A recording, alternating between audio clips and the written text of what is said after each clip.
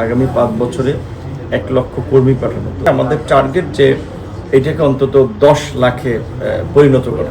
বিস্তর আলাপ আলোচনা হয়েছে, বিশেষ করে বাংলাদেশের বর্তমানে একটি সম্ভাবনাময় জায়গা হচ্ছে জাপান, যেখানে একটা অফিসিয়াল চুক্তি হয়েছে যে আপনার 5 বছরে আগামী 5 বছরে 1 লক্ষ কর্মী পাঠানো। তো জাপানের ক্ষেত্রে যেটা হয়েছে, ওদের ভাষাটা জাপানিজ ভাষায় জানা লাগে যারাই যাচ্ছে।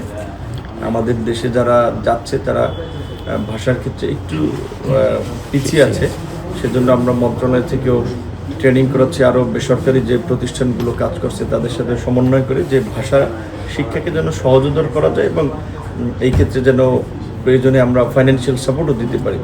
আর জাপানে যেটা অফিসিয়াল চুক্তি হচ্ছে 1 লক্ষ, পাশাপাশি আমাদের টার্গেট যে এটাকে অন্তত 10 লাখে পরিণত করা। এখন কতটুকু পারবো সেটা জানি না, বাট আমাদের একটা টার্গেট নিয়ে আমরা কাজ করতেছি।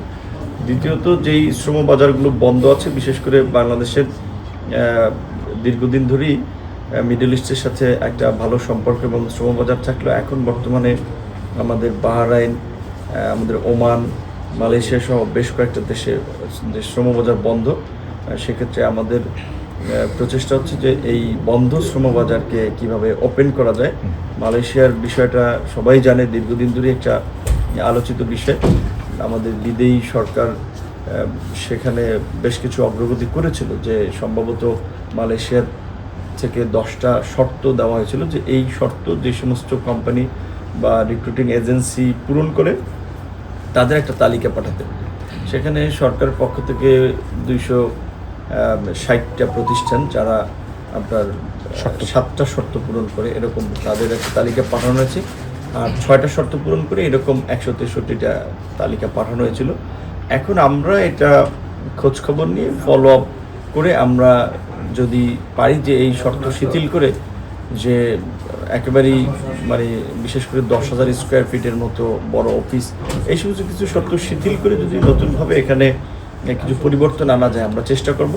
আর না হলে তো ওরা যেভাবে আপনার চাবে আমাদের সেভাবে কাজ করতে হবে।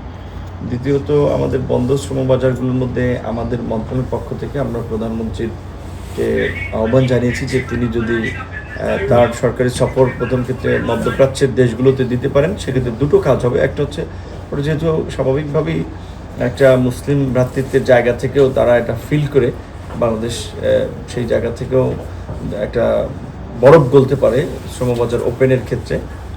এবং আমাদের এই মন্ত্রণালয় থেকে প্রবাসীদের, যেহেতু নামই প্রবাসী কল্যাণ ও বৈদেশিক কর্মসংস্থানের বিষয়টা তো অনেক ক্ষেত্রে বিবেচনাধীন। প্রবাসীদের কল্যাণের ক্ষেত্রে আমরা চিন্তা করছি যে প্রবাসীদের সাধারণ যে দাবি দেওয়াগুলো, বিশেষ করে তাদের মরদেহ এটা রাষ্ট্রীয় খরচে দেশে আনা, এটা আগে বোধহয় ছিল, মাঝখানে বন্ধ হয়েছে।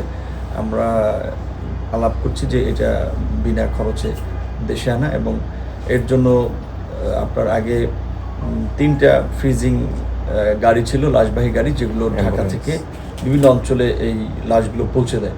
আজকে আরও 2টো গাড়ি নতুন অ্যাড করা হয়েছে। এবং প্রবাসী কল্যাণ যে একটা ব্যাংক আছে, এই ব্যাংক থেকে আমরা প্রবাসে যারা ফেরত আসেন দেশে, তাদের ব্যবসা বাণিজ্য কর্মসংস্থানের জন্য 3 লক্ষ টাকা করে লোন দেওয়া হয়। এইটাকে আরেকটু বাড়ানো যায় কিনা এটা আমরা চিন্তা করতেছি। এবং আরেকটা বিষয় হচ্ছে যে এইখানে যারা স্টুডেন্ট ভিসায় যায় জাপান সহ কয়েকটা দেশে, সেখানে কিন্তু 10 লাখ টাকা পর্যন্ত লোন দেওয়া হয়। সাধারণ প্রবাসীও যারা যায়, বেশি খরচের কারণে তো তারা অনেকে যেতে পারে না, বাট যারা দক্ষ তারা যদি যেতে চায় তাদেরকেও আমরা একটা লোন দিতে পারি কিনা, এই বিষয়গুলো নিয়ে আমরা কাজ করব। এবং দীর্ঘদিন ধরে যেই অভিযোগটি আসছে যে অভিবাসন ব্যয় খুবই উচ্চ, এবং এটা স্বাভাবিকভাবে এটা পৃথিবীর অন্যান্য দেশে এরকম হয় না, 5 লাখ, 7 লাখ, 8 লাখ, 10 লাখ টাকা করে।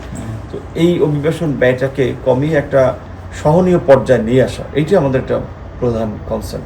আর যেহেতু আমরা নতুন দায়িত্ব নিয়েছি, 2-4 দিন হয়েছে, 2-1 সপ্তাহ একটু আমাদের এই মন্ত্রণালয়ের খুঁটিনাটি বুঝতে এবং আমাদের কোথায় উইকনেস আছে, কোথায় এফোর্ট দেওয়া লাগবে, সেক্ষেত্রে 2-1 সপ্তাহ তো লাগবে। তারপরে আমরা হয়তো আপনাদেরকে আরও একটা ভালো এবং স্বচ্ছ শক্তিশালী ধারণা দিতে পারবো।